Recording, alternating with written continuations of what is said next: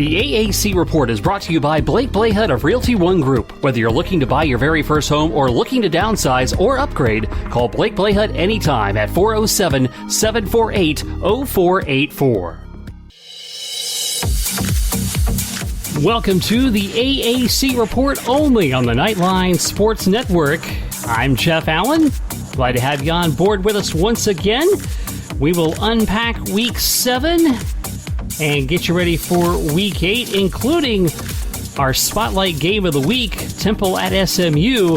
Rich Phillips, the play-by-play voice of the SMU Mustangs, will join us to chat about that in just a little bit. Speaking of Temple, they got a statement win in a 30-28 slugfest over previously 23rd-ranked Memphis. The Owls now jump into the rankings at number 25 in the coaches poll, moving to 5-1 on the season, 2-0 in the conference. We will hear from Coach Rod Carey later on as the Owls and SMU, our Spotlight Game of the Week, will be discussed later. Meanwhile, with the loss, the Tigers fall out of the rankings. They're 5-1, 1-1 in the conference. Coach Mike Norvell. Yeah, you come off the Temple game. It was a hard-fought matchup. We knew going into it it'd be a four-quarter game. Obviously you have to go off to the way that they played and the job they did. Throughout the game, we've got to do a better job of taking care of the football, eliminating the big plays, but I really was pleased with our guys and their fight to play through to the finish. We got down. We got off to a really poor start. We're down 16-0 there early, but our guys, they just continued to battle back and put ourselves in a position to have a chance to win the game there late. Just didn't make enough plays. Up next for the Tigers will be Tulane, which rolled to a 49-7 win over UConn. Green Wave head coach Willie Fritz. Well, I was really proud of our guys, the way they came out of the gate for the game, offense, defense, kicking game. We were able to throw the ball and run the ball for over 300 yards apiece, which doesn't happen very often. And so offensively played excellent, had a great game defensively. I think we held them right around 240, 250 yards. Did a good job tackling, good job playing with leverage. Had a good game in the special teams. Did a good job covering kicks and punts and also with the return game. And then we've got to play a lot of guys. You always want to, reward guys for all the hard work and effort they put forth. We're fortunate enough to get a lot of guys in. I think we played 79 guys in the ball game, and some of the guys got their first taste of playing Division I football, so that was good as well. And now we got to move on, turn the page like everybody does after a win or a loss, and get ready to play a really good Memphis team up there at their place. Tulane at 2-0 in the conference, and also on the season, they are 5-1. Tulane at Memphis, Saturday, 7 p.m. on ESPN2. Memphis leads the all-time series 22-12 with one tie. And the last meeting in 2018, Tulane was victorious 40-24. Number 23, Cincinnati takes on Tulsa this week. Last week, the Bearcats downed Houston 38-23. Coach Luke Fickell. It was our first real time going on the road. I mean, we'd, been on bus rides in some close proximities, so it was new for us to load up and change up our schedule a little bit, and to go on the road in conferences to get a win is the most important thing. We were challenged. I mean, it was a different Houston team than maybe some people had thought, and switching in three quarterbacks and had some guys that had redshirted, but they still got a lot of talent, and they played hard and they played well. And we were challenged. We started off fast and then kind of lost the momentum of things and really went back and forth, and it was a lot closer game than maybe it ended up being. But I think it was great for us to be challenged like that so many different ways, both offensively, defensively, and in the special teams. Every unit had to come up big someplace down the stretch because that game was a battle. Javon was one of those guys that, came up big for us, obviously having an interception, a fumble recovery, got beat on an early play on a deep ball for a touchdown. that sometimes as a young guy people don't recover from, and that's what I'm most proud of Javon and his performance, is his ability to overcome that, not let it kind of crush him, not let it get him down, but continue to play, continue to battle, continue to have incredible effort, and when you do, great things happen. The ball finds him, he finds the ball, and ultimately you got out there with a win, and have the ability to move on now to a new challenge, and coming home here and then having a bye week the following week. We got to make sure we can really stay focused and have the attention to detail for this week, because it's going to be a unique challenge for us. Tulsa fell victim to Navy by a 45-17 score. Here's Coach Philip Montgomery.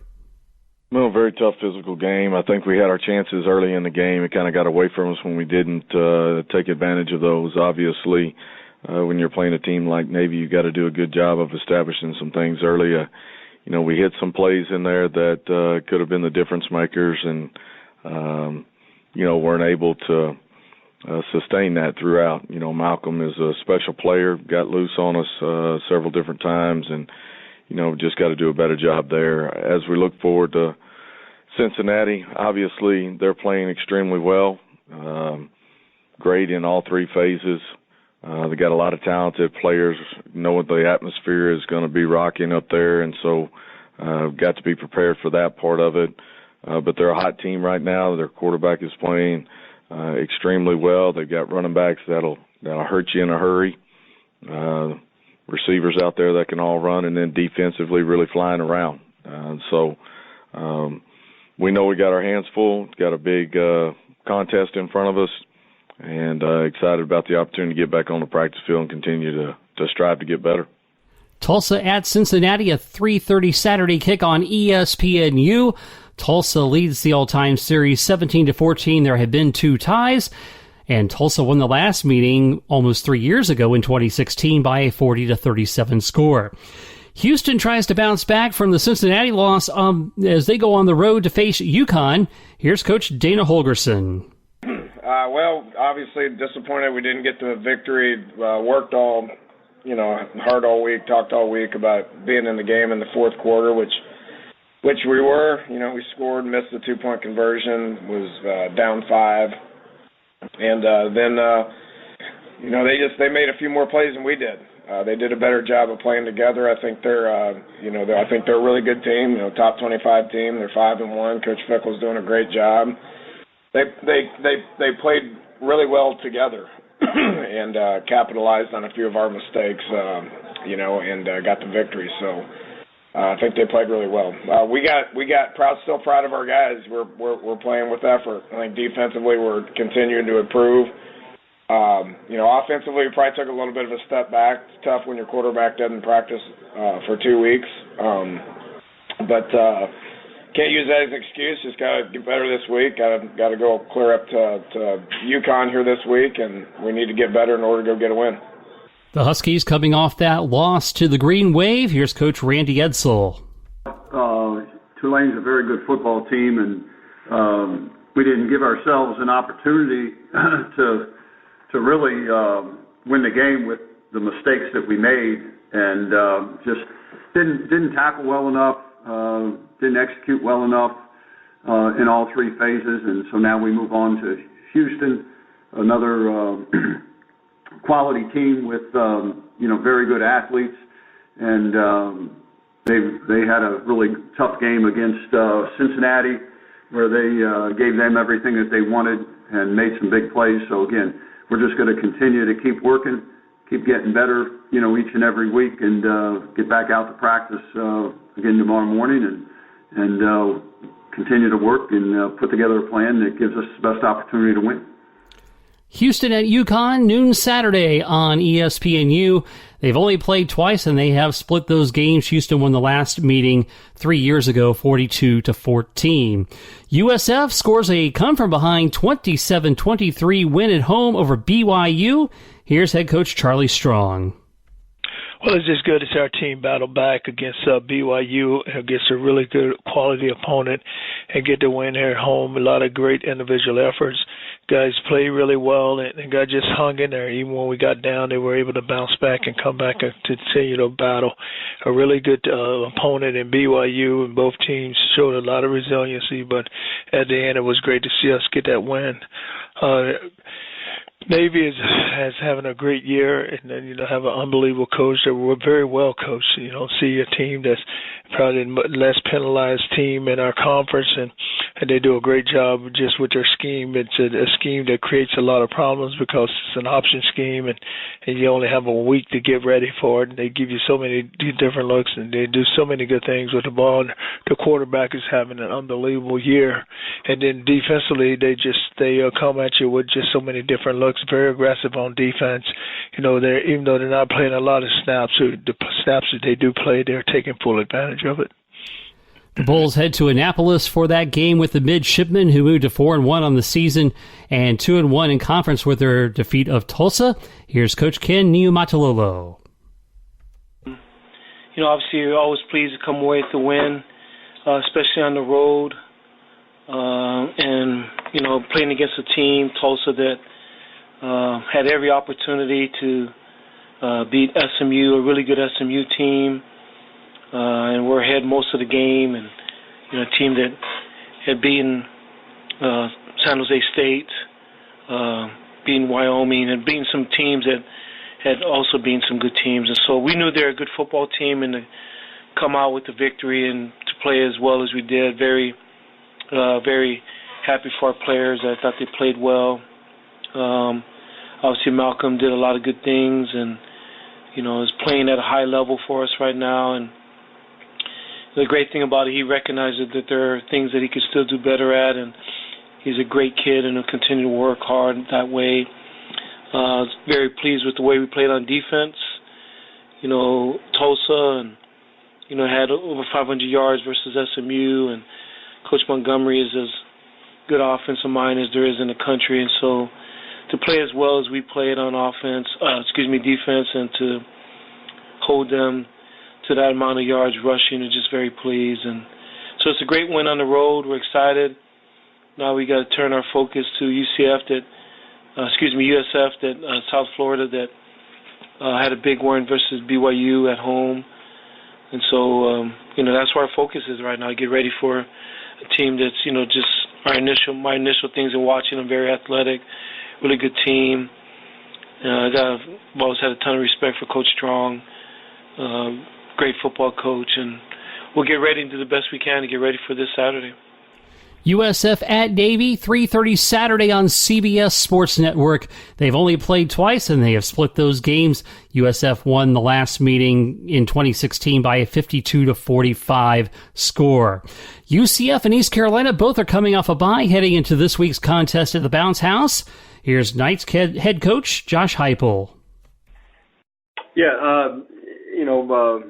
Opportunity during bye week, get young guys a bunch of reps, get young guys into scrimmage, get some guys that are nicked up a little bit of some rest, and get them healthy here for the home stretch, and get a lot of good work in, good on good against each other, and then obviously the guys got a weekend off, kind of get refreshed mentally and physically, and get ready for this week and the coming weeks, and thought kids came back in the building today and are excited and ready to get going towards this one.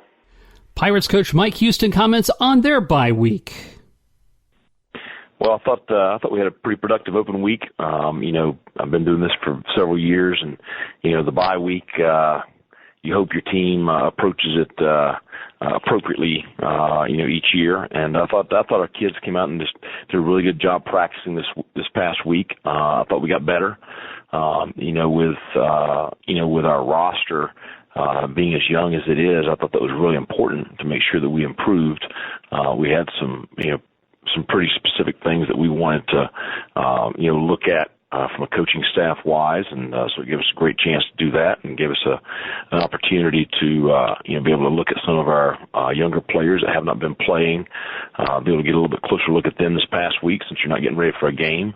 And then we had a great jump start on getting prepared for Central Florida. So, this is a game this week where everybody's excited about it. It's a great opportunity. We're playing a program that has been, the cream of the crop when it comes to our league and one of the better teams in the country, the past 2+ years. And, certainly they're having a great year again this year. I know they've actually lost a game in league, which is something nobody in this league is used to. But I think our conference is pretty strong this year. So you look at them on tape, they have great personnel. They've got a system that they do a great job with. They're going to challenge us in all three phases. And, we gotta be ready to rise to that challenge and be ready to compete Saturday night. I'm sure it's going to be an electric atmosphere, and we're excited to be part of it. East Carolina at UCF, Saturday night, 7 o'clock, CBS Sports Network. The Pirates lead the all-time series 10-7. UCF, however, won last year 37-10, and you might recall that was the game that Darryl Mack was a surprise starter at quarterback in place of Mackenzie Milton. And that proved to be a good experience for him as he ended up having to replace Milton after he got hurt down the road. And for a quick nickel's worth on UCF, because 2 cents is not enough, the bye week came at a good time.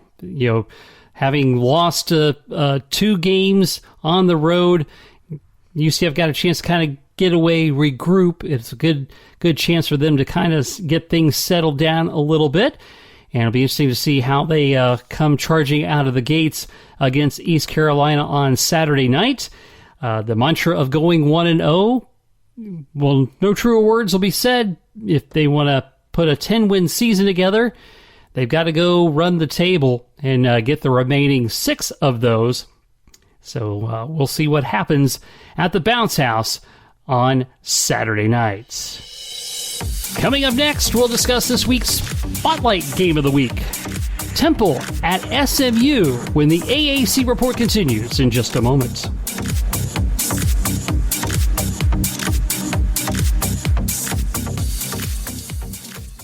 Are you tired of the endless money pit of paying rent? Do you have a home you need to sell for top dollar? Talk to the Hometown Advantage award-winning real estate professional and fellow UCF Knight, Blake Blahut of Realty One Group. Blake has proven to produce results and a smooth process for his clients all across Central Florida. Whether you're looking to buy your very first home or looking to downsize or upgrade, talk to Blake Blahut. Visit him at his website, Blake'sOrlandoHomes.com, or contact him anytime at 407-748-0484. Again, Blake'sOrlandoHomes.com and 407-748-0484. Get the hometown advantage by working with Blake.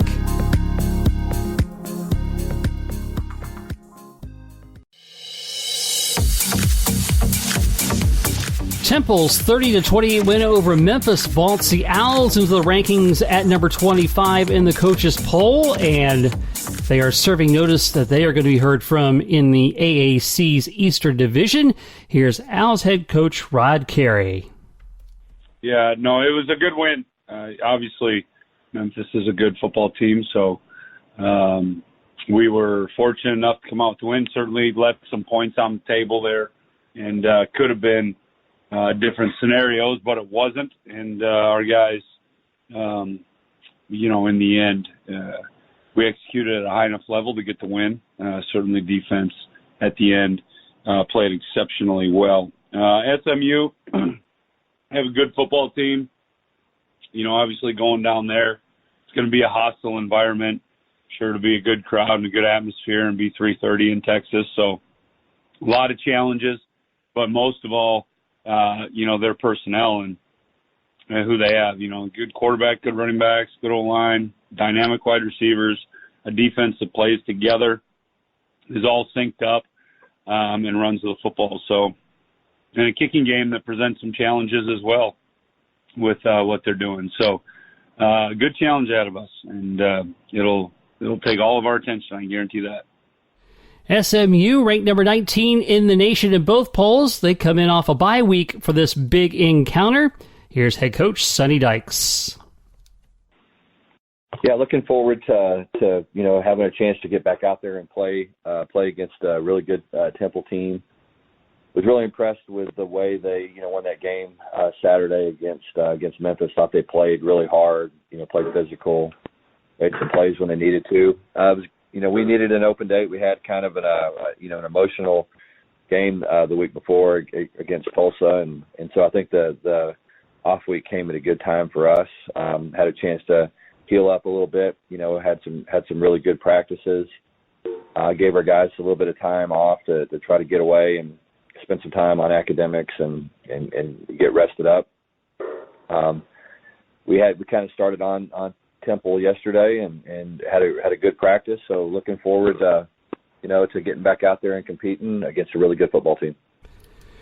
We now delve deeper into our Spotlight Game of the Week, Temple at SMU. Joining us to discuss that now is Rich Phillips, the play-by-play voice of the SMU Mustangs. Rich, thanks for taking the time. Hey, no problem. It's nice to be the Spotlight Game of the week. Absolutely. And speaking of that, did you see SMU being 6-0 at this point before the season started? When I looked at the schedule this year, I thought, every game is to an extent winnable, but it's also definitely every game losable. And I think we still kind of think the same thing when you look down the schedule. But realistically, no, I didn't think they would be 6-0 at this point. Maybe 4-2 would have been a really good start. I don't think anybody realistically thought they'd go this far. And what sort of excitement is being generated now that SMU is ranked 19 in both the coaches and the AP polls for the first time since the big days of the Pony Express?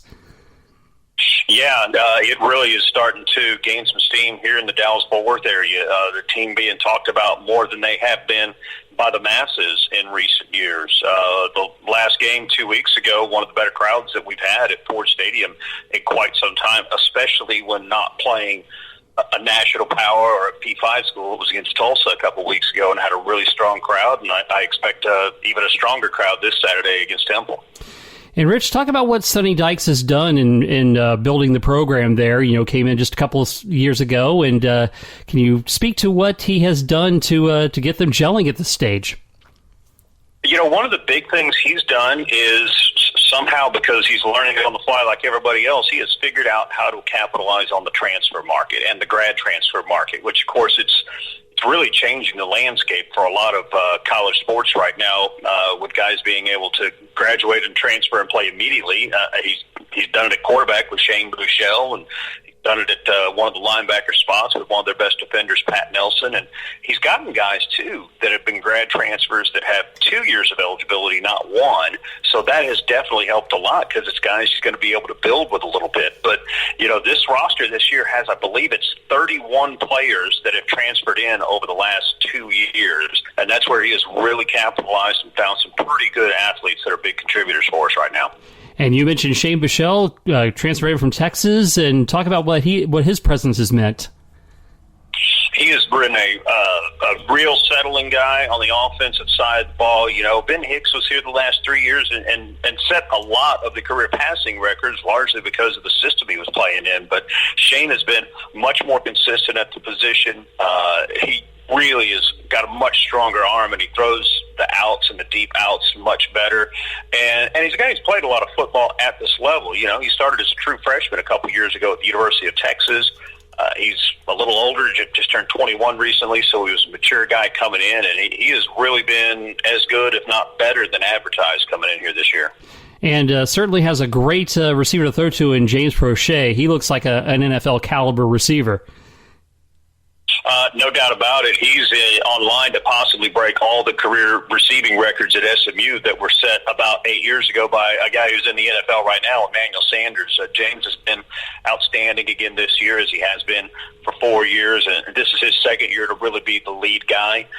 Came up with 2 huge catches in the last game against Tulsa, one in the fourth quarter comeback they had, rallying back from down 21, and then the game winner in overtime, which was pretty much a thing of beauty to get 1 foot down and make it complete. James has been outstanding and certainly leads the crew over there. And you mentioned Pat Nelson on the defense. Can you talk about some of the other playmakers on that side of the ball? Certainly Pat's been one of the lead guys defensively. Here's another spot where grad transfer has really helped out because Richard Moore, the starting middle linebacker at the beginning of this year, really came back as the best defensive player from last year. Well, he's done for the season with a knee injury, but they had gotten a grad transfer really late in the game this year. Richard McBride from Auburn, a former four-star recruit who transferred in here in the middle of August. He's taken over as the middle linebacker since Moore has gone out, and McBride has suddenly come on to be the leading tackler for this defense. Up front, they've got a lot of guys they're playing. They're playing basically 3 deep across their defensive line at all 4 spots. And then they have really hit at corner. They have 2 guys who really hadn't played. One is Armani Johnson, who had been here at SMU but hadn't played hardly at all defensively, and he's been fantastic at one corner. And then the other one, Brandon Stevens, is a guy who grad transferred from UCLA where he was a running back. And he doesn't look anything like a running back to us. He looks like he's been playing corner for years. He's been outstanding. And so they've really hit at their corner spots this year. I think kind of an unexpected surprise. And you mentioned the come-from-behind win over Tulsa. That had to be a great moment for the team, and a huge comeback, 21 down, and to come back and win that game showed a lot of fortitude. Yeah, and it's 21 down entering the fourth quarter, too. And at that point, it was 30-9 was the score, and all the offense had produced was a field goal on a possession that started at the opponent's 32-yard line. They had done nothing offensively in the game up to that point. It was quite the comeback. As Coach Dyke said afterwards, if you're going to go undefeated, if you're going to win a conference championship, you're going to have to win games like this, games that you think along the way that we probably have no business of winning. And he said those are the kinds of games that teams that are going to do things kind of special like that have to figure out a way to win, and they did. Yeah, that sounds a lot like UCF in their 2-season run for sure. So Temple comes in with a pretty good skin on the wall, taking down Memphis last weekend, and some contrast in styles. They pretty much want to get you into a slugfest, slow down game. How do you think this game will play out? Yeah, and defensively, they've been really strong this year, too. And you mentioned they had the big win over Memphis. They also beat a ranked team earlier in the season. It's the first time in their history they have 2 wins over ranked teams in one season. It's going to be a really good matchup Saturday. And like you said, it's definitely one of the top matchups in the American this week because you've got SMU with that really strong offense they've had going up against one of the better defenses that they have seen. This defense should be up there probably with TCU's, who they saw last month. So I guess it's going to be who blinks first in this game on Saturday. Yeah, and you talk about Memphis taking a loss to Temple, and the West looks very, very stacked this year. Besides SMU being 6-0, Memphis is obviously in the picture. Navy looks like they're on the bounce back. Looks to be like it's going to be a very intriguing race in both divisions in the conference. And don't overlook Tulane. Yep. I don't know when we last said that, but definitely don't overlook Tulane. They're making it look like the win over Houston, the comeback win they had over Houston last month was no fluke. Willard Fritz has really got some things going on with them. Yeah, the West is going to be definitely tough. There's some good teams on that east side, though, too. Cincinnati, I don't think, can be overlooked on the east side either. Yeah, no question about that. And do you care to make a prediction on the game, or to the fact you're calling the game, do you want to stay neutral? I'll stay as neutral as I can, but when you hear me on Saturday afternoon, you'll know who I'm pulling for. How's that? I get that picture there. And, basketball season is just around the corner, and the Mustangs were in the NCAA tournament a couple of years ago. We're probably going to make it in 2018 before injuries cropped up, and last year was a down year. What do you see going into this season? Well, the first thing that we see is the bench is full for the first time in 3 years. The NCAA sanctions on the program are gone, and so after being 3 light on scholarships for the last 3 years, Tim Jankovic has a full complement of 13 this year. So I know he's definitely looking forward to that. Doesn't have anybody really fighting injury at this point either. So certainly a lot of positives there, but they have a ton of new guys, depending on how a few of the waivers that they've applied for on a couple of transfers. They could have 7 new players on this team and 7 new players that are expected to be contributors. So a lot of turnover, but I think certainly they should be taking a step up from where they were last season. All right, that's Rich Phillips, play-by-play voice of the SMU Mustangs. Rich, we thank you so much for taking the time to take a look at this weekend's game for us. All right, no problem. Thank you. Temple at SMU, Saturday, 3:30 on ESPN2. The all-time series tied at 2 games apiece with 1 tie. Temple won the last meeting in 2016 by a 45-20 score. Looking at the honors for this week in the American for college football, Malcolm Perry, the Navy quarterback, 218 yards rushing and 3 touchdowns in Navy's 45-17 win at Tulsa, is the offensive player of the week. The defensive player of the week, Javon Hicks of Cincinnati, figured in 3 of the Bearcats' 5 takeaways on defense in their 15-point win at Houston. He had 2 interceptions and a fumble recovery. And Will Mobley of Temple, the kicker for the Owls, the special teams player of the week, scoring 12 points, 3 for 3 on field goals, and was also hitting the mark on the PATs in that 2-point win over Memphis. Checking elsewhere around the American and other sports, women's soccer in the polls, 3 American squads receiving votes in the latest United Soccer Coaches National Poll. Memphis checks in at number 12. UCF moves up a couple spots to number 21. And USF is receiving votes in the top drawer soccer media poll. Memphis at number 9, USF at number 21, and UCF also receiving votes there. The offensive player of the week for women's soccer, Tori Riggs from ECU. She scored a pair of goals, including the game winner against Tulsa, and scored the Pirates' lone goal in a 1-1 draw against Memphis. The defensive player of the week, Stasha Mallon of Memphis, anchoring the back line that allowed only 4 shots in 2 matches. And the goalkeeper of the week is Melanie Stiles of ECU, 14 saves in 2 matches with only 1 goal allowed. And the rookie of the week is Kara Jordan from UConn. She had the game-winning goal against SMU, who was receiving votes in the National Coaches Poll last week. Men's soccer in the latest United Soccer Coaches National Poll, SMU ranked number 3, UCF checks in at 11, and Navy is at number 22. The honors for men's soccer this week, offensive player of the week is Harris Partain of Tulsa, scored all 5 of their goals on the week, leading to a 1-1-0 record for the Golden Hurricane. Robin Lappert of UConn, the defensive player of the week, contributed on both ends of the field in UConn's 1-1 week, scoring a goal, helping the Huskies get their first conference win. And he also registered UConn's lone goal on a 2-1 overtime loss to Providence. The goalkeeper of the week is Gianluca Catalano of UConn.